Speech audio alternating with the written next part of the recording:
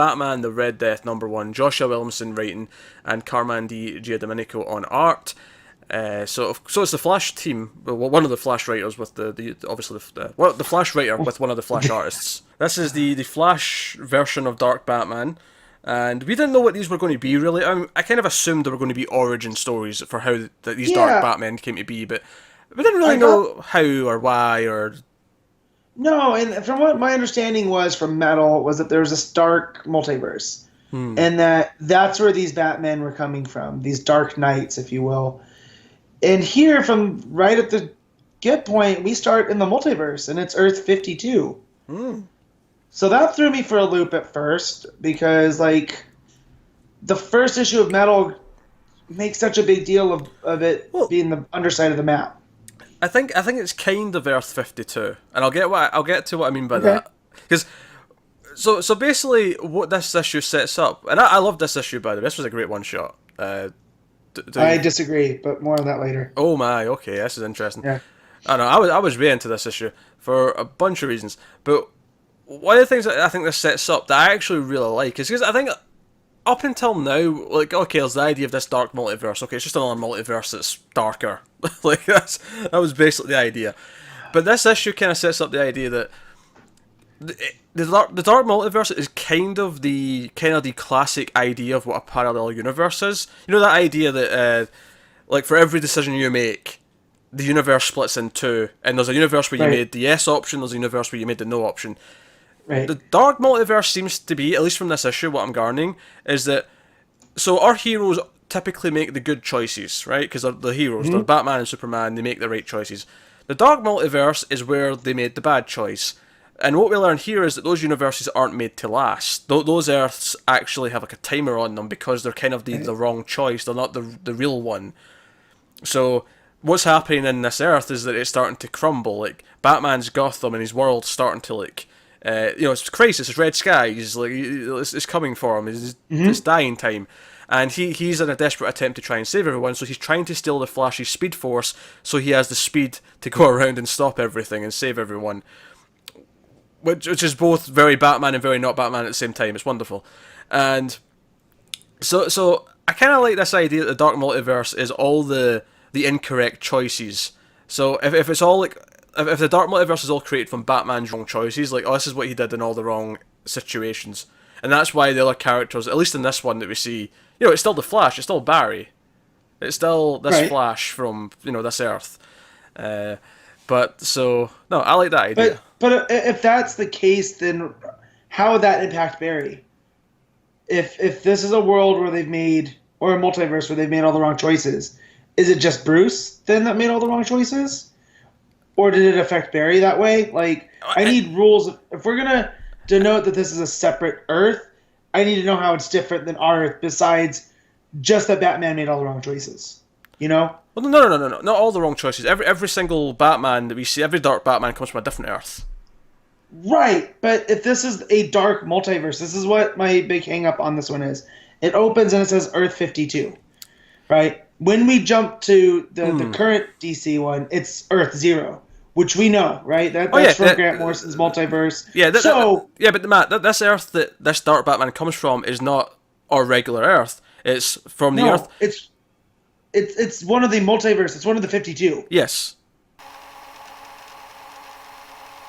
So, there was something that wasn't sitting with me from Earth 52, being the continuity wonk that I am. And so as we were going, I was multitasking and I pulled up the list that Morrison had of the different Earths. But there was no Earth 52. Oh my. So, yeah.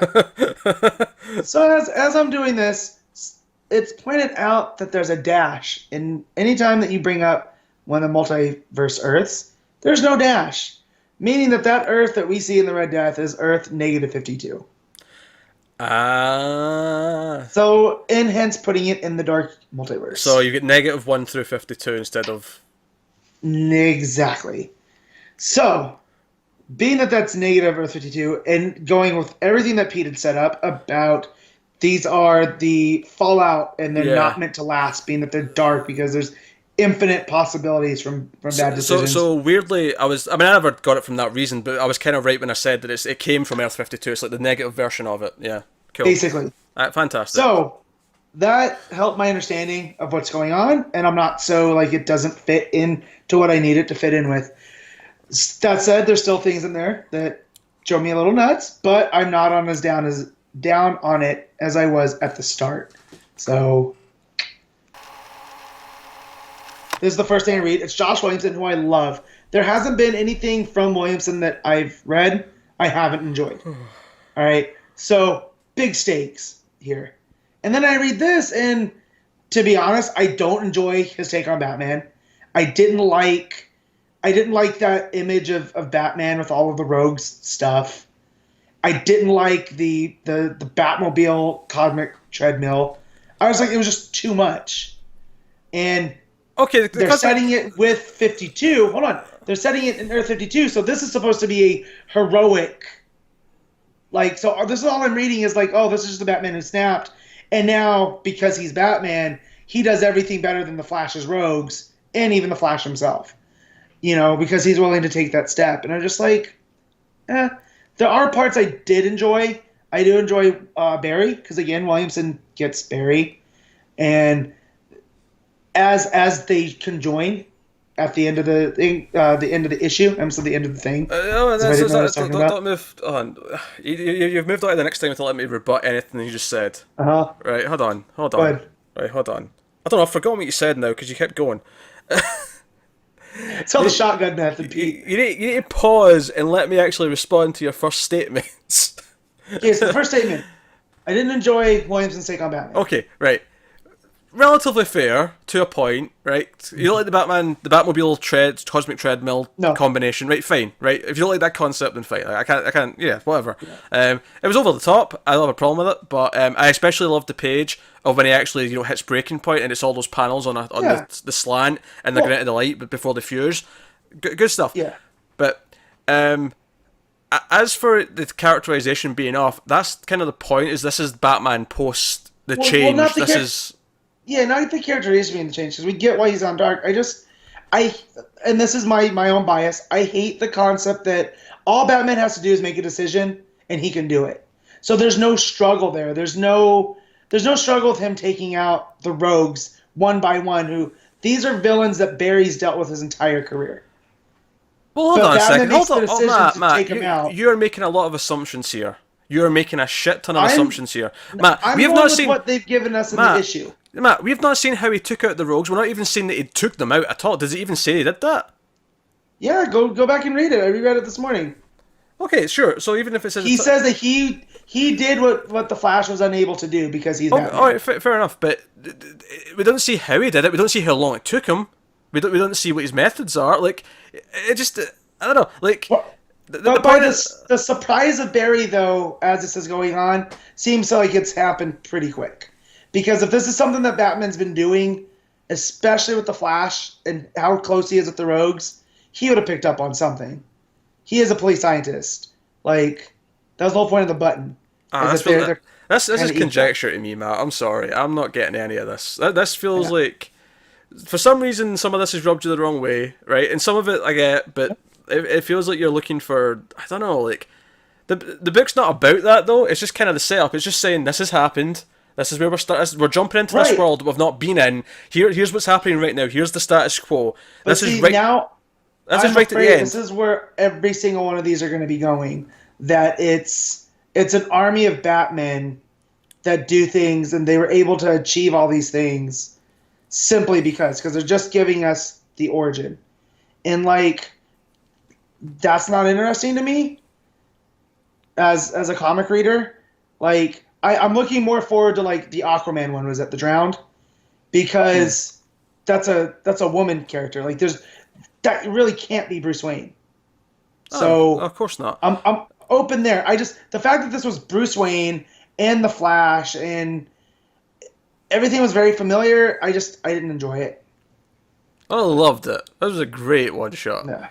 That was great. There were things I liked in there. I liked when he gets Sorry, Go I was ahead. gonna say I love all the big cosmic stuff. I love seeing all the Earths and the multiverse. I love the talk of the dark multiverse. Of course, where it goes once they actually fuse together, we go to this world's Gotham, and it is the red skies. The planet is getting destroyed. It's crumbling, and that's when Batman Who Laughs shows up and says, "Hey, this world wasn't built to last. But what if I told you there was a world on the upside? If this is the upside down, to borrow a phrase from Stranger Things." Right. Yeah, there's a world up there that you can take and it can be yours, and that's where we lead to sort of the final chunk of the book, because it's kind of split into thirds. It's kind of like the Batman Flash merger, and then it's him taking care of Gotham, taking out Scarecrow who's there, and then it's he's in our world, and he goes to Central City. Which now it's worth mentioning that once they've merged, Flash is still in there. Like as we're getting the narration, we can see Flash's like thoughts like kind of trying to break through, and he's not quite getting there. There's like one small moment where it's like Batman or Red Death Batman, kind of like his attention breaks a little bit. Like he can see that he's actually hearing him a little. But otherwise, Right. he's trying to break through. But so Barry's witnessing all this. Barry from this Earth is seeing all this awful things happening. Everything that Red Death is doing, he is witnessing to. But he goes into Central City and he runs into Iris and Wally, and Wally goes all old like we saw Superman and Wonder Woman doing in Metal Issue 2, and then our Barry shows up to try and fight Red Death, and he starts to go old. He can't run, and so on and so on. And that's where we get this little sort of this out of nowhere surprise where it looks like Doctor Fate pulls him out of harm's way right before. Yeah. Right before. It's definitely Doctor Fate based Yeah. on the Ankh, which is cool because we know that they'll be playing in. We saw that in Metal 2. Because they're affected because his whole helm is made from nth metal. Yeah, and we saw So- obviously we were teased him back in one of the prelude issues. I don't know which one it was. It was the Forge or the Casting, but one of those two had Fate mentioned in it. Also, I love the effect that when Red Death runs, it's like little bats that are around him. Right. As a Speed Force. I thought that was a really cool idea. That was a really interesting They also effect. the poetry of Earth 52 when Barry gets taken out with the Victor Freeze stuff. It's because of his compassion, and then when that flips and the Red Death has Barry, Barry tells him it's because of it can't be Bruce because of Bruce's compassion.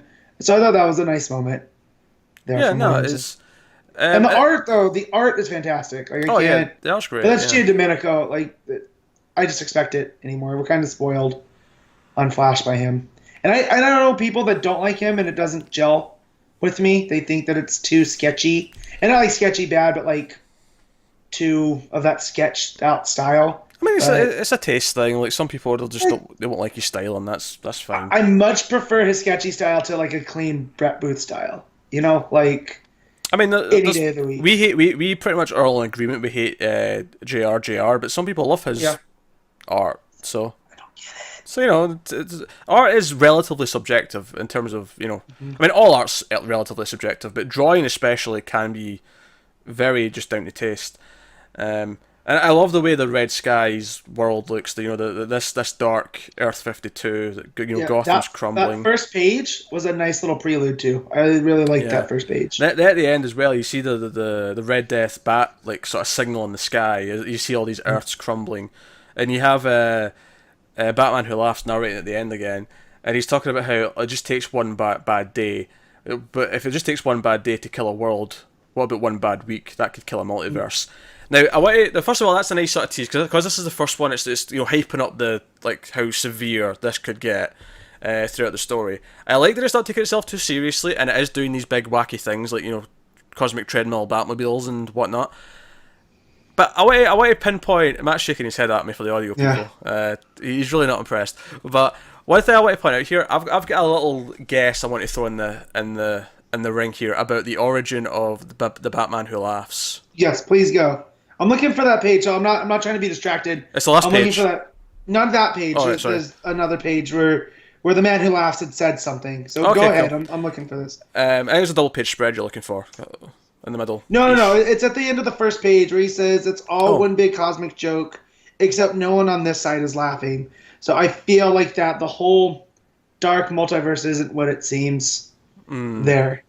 But go on with the man who laughs. Yeah. So Yeah, so I think The Man Who Laughs, as just a guess, it's based on that One Bad Day line, because if I remember correctly, there's a line like that in The Killing Joke. Yep. I think the Batman Who Laughs is the Batman from The Killing Joke that made the choice at the end to kill the Joker. Now, that could be completely, I could see that. yeah, So we got to look at that. Morrison was kind of the one that put that out there. I think that's how he'd always read yeah. the Killing Joke, and he pointed it out on Kevin Smith's podcast because of the way that the light goes, right, and the light goes out, and Alan Moore was such a great writer that nothing happens just because, like, there's purpose behind everything, and that was always meant to be an Elseworld story until they made Barbara Gordon, in the wheelchair and made her Oracle. Yeah, so we couldn't have that ending if it's in continuity. Exactly. So the fact, like, I could see that Snyder is playing with that idea, like, it is just that one bad day. Yeah, because given what I've just said, or what we were talking about with the book saying that the dark multiverse is just it's worlds created from the bad choices that certain characters make, and they don't last for long, and that's why this Batman Who Laughs is like recruiting all these people. It's like, yeah, no one's laughing on this side because we're not made to last, and so the idea that the main one, the worst of the worst, the one who's recruiting the rest of them, is the Batman who made his choice to break the rule and kill the Joker. That's the one who's at the center of it all. That idea fascinates me. I think that's a great choice. And when he says that the choice to kill the multiverse, I feel that that's the joke, is like he's bringing death and destruction to the multiverse. So now, through conversation, if that is Earth 52 and that's the beachhead of the assault, like if this was the first, then he's bringing that darkness to Earth 52 because it was already primed for darkness. Maybe. Right? All right. So that can make it a little bit better. There's a lot that I didn't like, but that solves my storyline dark multiverse.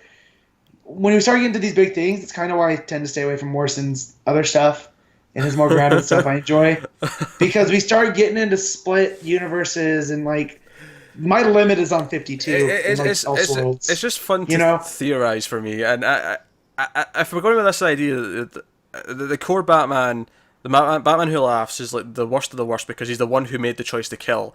So the idea that we're taking that famous Batman story and the one who made the because what I love about it is it doesn't devalue our versions of our heroes, because the idea is that our heroes made all the right choices. They are who they are because of those choices. But because of the way this dark multiverse works is that every time they've made one of those right choices, there's a temporary universe where they didn't make that right choice. Right. But it's not the real one, which is why it's destined to die. And the idea that those bad versions want to fight back because they don't want to be erased, I think that's a pretty cool idea. But yeah, no, that is a cool idea. And I like that. I'm looking through the Earths, and if they're going to do this for each one, or is the murder machine going to be its own thing? Like they're going to set up a different form, as it is. Like I say, I think because he's recruiting people who are going to be erased, and he's using that as a motivation, I think it's the dark version of those Earths. It's not the regular versions, as it were. Mm-hmm. Have they not put Earth 52? Have they just put Dark Multiverse? Actually, I don't think it would have been a problem for me. To get to the point, actually, I don't. You said it's just Batman making the bad choices. I don't think it is. I think that this dark version of Earth 52, I think someone made a bad choice. It could have been anyone on the planet, and that resulted in this version of the Earth. Right? No, wait, keep with me. So this alternate version, this dark version of the Earth, was created because someone made a bad choice. And because it's the bad multiverse, the bad Earth, right? It's the one that's destined to die. That's why it's dying, and that's why Batman's going to some extreme lengths to save it. And that's when Batman Who Laughs shows up and is like, "Oh, this world was destined to die. You can never save it because this is the wrong version." So I don't actually think it's Batman himself who has to make the wrong choices. I think it could be anyone. But we see him standing over the four graves, so we can assume are the four Robins. Oh, and sure. There's Alfred's walking away with a cane, so there's been some time. If you look at that art, so that's why. Yeah. Yeah, but I mean that could just be this Earth's history rather than specifically because it's dark multiverse. I don't know. Yeah. I doubt we'll get into that minutia in metal. So, hopefully we get to that. Well, I liked it a lot. I liked the art. I liked the foreboding sense of doom. I like the big ideas it was playing with, and yeah, I don't think it's insanely clear right now, but I think there will be an element of this that ties through all the one shots because you have the Batman Who Laughs opening and closing with the narration. I feel like he'll probably do that for all the books, and that'll give us some sort of overall kind of just sort of bridging kind of not story, but just maybe tie more information into what's going on a little bit by piece as we go. Yeah. And then on top of that, main issues of the event. But between the stuff that we got in Teen Titans last week with the Batman Who Laughs and the Nightwing this week and now this, he's looking to be like one of the creepiest characters I think ever created for DC Comics. Yeah, he could end up being one of the iconic villains that we talk about, years from now, like the Batman Who Laughs. Like that could end up being a really big thing. They're building him up right. They're really put, proper build. I'll say that. So no, again, I'll just echo the sentiments about the art, and like I say, that page where it's always like a wall of TV screens, but it's also at an angle as it's going into the bright light and it's fading away, and Barry's pleading with Bruce to try, there's always hope, Bruce. There's always hope, but in this world there is no hope because it's the dark multiverse, and so I don't know. I think that's interesting ideas, interesting stuff.